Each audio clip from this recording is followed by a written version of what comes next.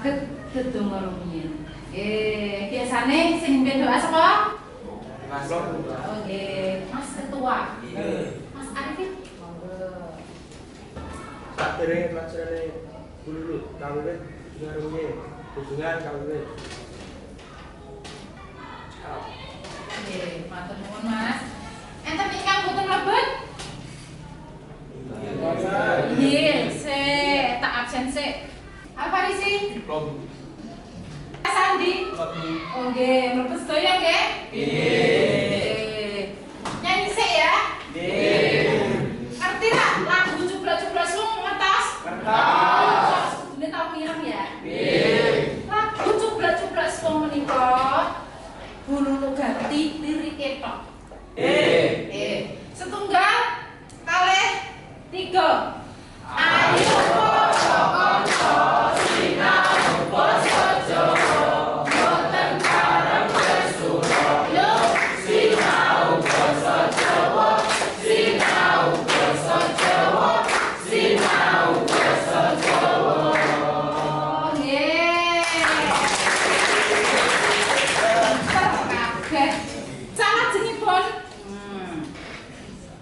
Nah, tembang macapat. Nah, dinten menika Bululu nggih badhe njlentrehake materi bab tembang macapat. Nah, sakderenge mlebet materi Bululu paring pertanyaan sik. Tembang macapat cacahe ana pira, Cak? 11. Enten 11 pinter kabeh. Nah, nggih, tembang macapat mau wonten 11. Leres. Nggih. Sinten sing badhe njlentrehake tembang macapat kene 11 sing badhe nyebutke sinten mawon ayo, Cung. Nah, nggih. Dhisik dirilingaken. Ya. Apa wae, Mas? Mijil.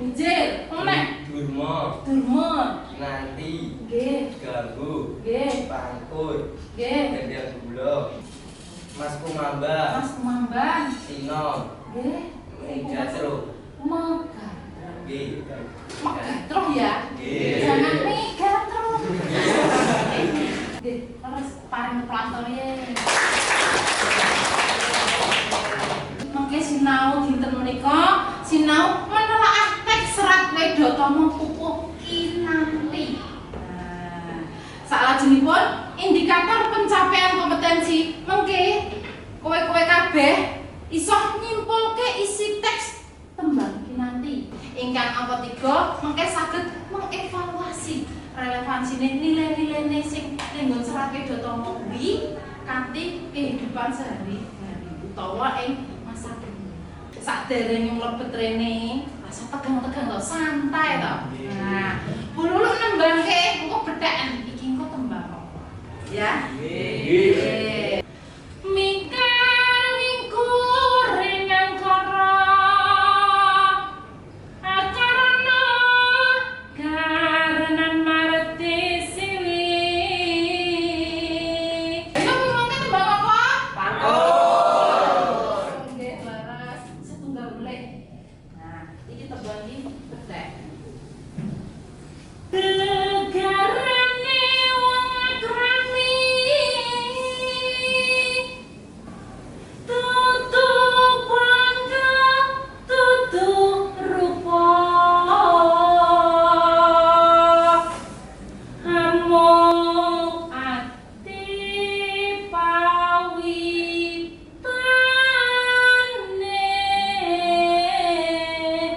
Tembang apa?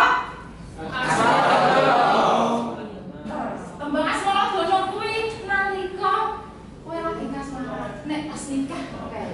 Nah, nggih.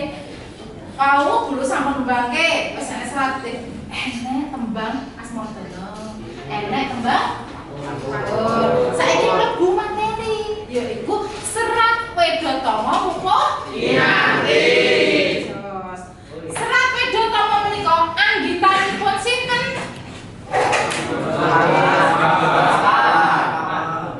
Kurang banter. Anggitanipun sinten? Leres. Kanjeng Gusti Pangeran Mangkunegara Sekawan.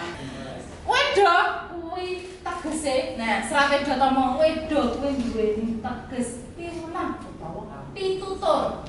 Nah, tama menika kang utama. Tembang kinanti menika kuwi saka tembung kanthi kekanten gandeng. Tembang kinanti ku siap gandeng. Dadi wong lanang kuwi wis siap gandeng, wong wedok siap omah. Siap bangun kehidupan baru. Lah isine iki apa, Bu? Nah, isine tembang kinanti kan kula nggih dereng ngertos, Bu. Nah, saiki Bu Lulu jlentrehke isine sik. Nah, mongko kantine mutuh salamimo awas eling. Eling lukitane alam dadi wiryaning dumadi supadiner ing sangsara yaiku pangreksane urip. Sing penting kowe dadi menungsa kuwi kudu eling lan waspada, kudu ngati. Nah, sangka isine iki mau. Nah, sangka isine iki mau, isine tok. Nah, kuwi dijikuk pituture utawa dijikuk nilai-nilaine ning nggon kehidupan saiki. Dene menungsa kuwi jek padha gelem eling, gelem waspada. Nah, supaya nek uripe ben ora apa mau? Uripe ben ora sengsara. Salajenge Bu Lulu bagi kelompok. Nek pertanyaan ora ayo sinten sing badhe nyuwun pirsa? Oh nggih. Menawi tembang kinanti menika saged kangge paring pitutur sedaya tiyang nggih, Bu. Nggih, saged bangun. Kowe kan yuji anak-anak kok. Saya gak kagungan wong tuwa. Nggih. Dise dikandani wong tuwa to? Nggih. Terus saged inggih sedaya pitutur. Matur bangun. Nggih, wonten pitakenan kelih? Boten? Boten. Pinter kabeh pokoke nggih. Bu Lulu nggadahi mengke gadahi kalih padha utawa rong bait tembang macapat kinanti. Nah, tembang iki loro iki, tembang loro iki mengko. Nah, digoleki siji, digoleki isine. Padha sing Bu Lulu contoke mau ta? Sing Bu Lulu contoke mau digoleki isine. Lajeng nomor kalih digoleki pituture. Terus sing nomor 3 pituture kuwi jumbo ora to nek direlevansike karo kehidupan saiki. Nah, monggo enten pitakenan. Paham nggih?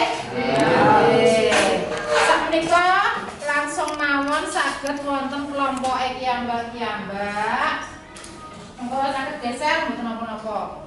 Digarap ning kene ning lembaga kerja iki, digarap ning kene ning jero wis enek tembange. Nah, wis enek perintahe, pun enten tembange, wis enek soale, mengko digarap ning kene. Secara kelompok, diskusi bareng-bareng, rasa hirenan, rasa udur-uduran. Wis bentenen yo ora apa-apa, ora nggo kuwi terus. Ya, kelompok kalih pundi? Monggo digarap bareng-bareng. Nah, iki sampeyan tembange, mengke saged dipun jawab wonten iki. Iki Mbah kerja saged iki. Nah. Nek enek pertanyaan Bu, iki kan tembung-tembunge angel. Nah, tembung-tembunge angel, enten sing kula mboten ngertosi. Monggo HP-ne saged dibuka. Siap. Nah, saged dibuka, saged browsing wonten Kamus Bau Sastra Online. Nah, tembung-tembunge wonten mriku enten kata sing urung dingerteni. Dadi apa wae? Nah, sampun panggih dereng? Oh, nggih, monggo dipun padosi. Ya sesarengan. Buka kamus bahasa sastra lo ya, ora buka CT pacare lo ya.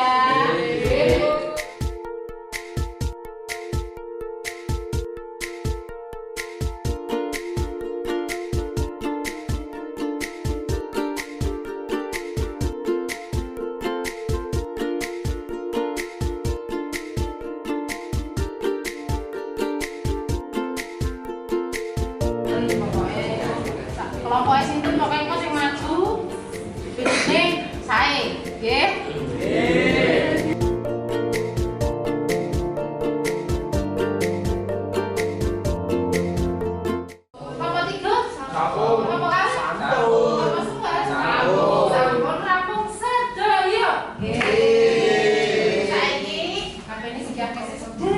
wae. Delok guys, delok. Kok ditok meneh dienggo nggarap evaluasi nopo. Diskusi kelompok sampean rampung. Nah, monggo sing badhe presentasiake ning ngajengan kelompok sinten monggo ayo mangke arep entuk biji sing sae lho. Ya, kelompok sinten sing dhewe? Oh, kelompok 3 sing dhewe. Langsung ayo kelompok 3 monggo. Assalamualaikum warahmatullahi wabarakatuh.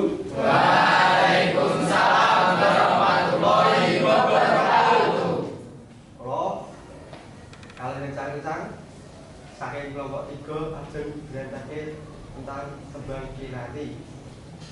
Oke, tunggal.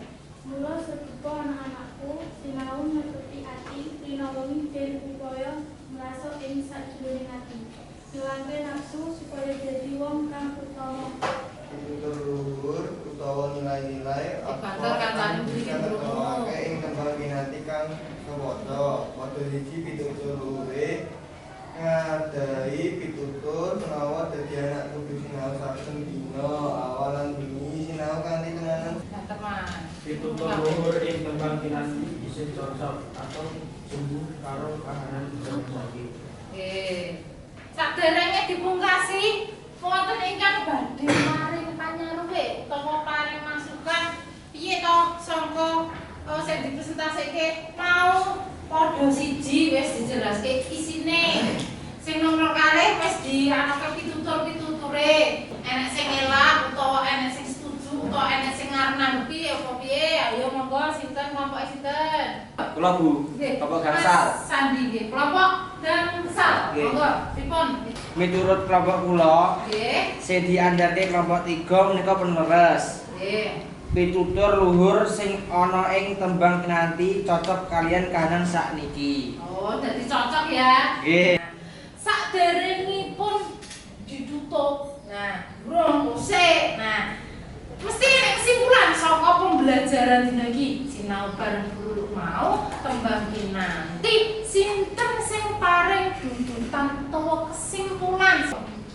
Dinten menika sinau babagan serat Weda Utama pupuk kinanti. Nggih. Tembang kinanti saged dipun pendet pituture lan saged di aplikasike wonten kehidupan sehari-hari. Saderenge dipungkasi, monggo saged gawran evaluasi. Nah, dibukake.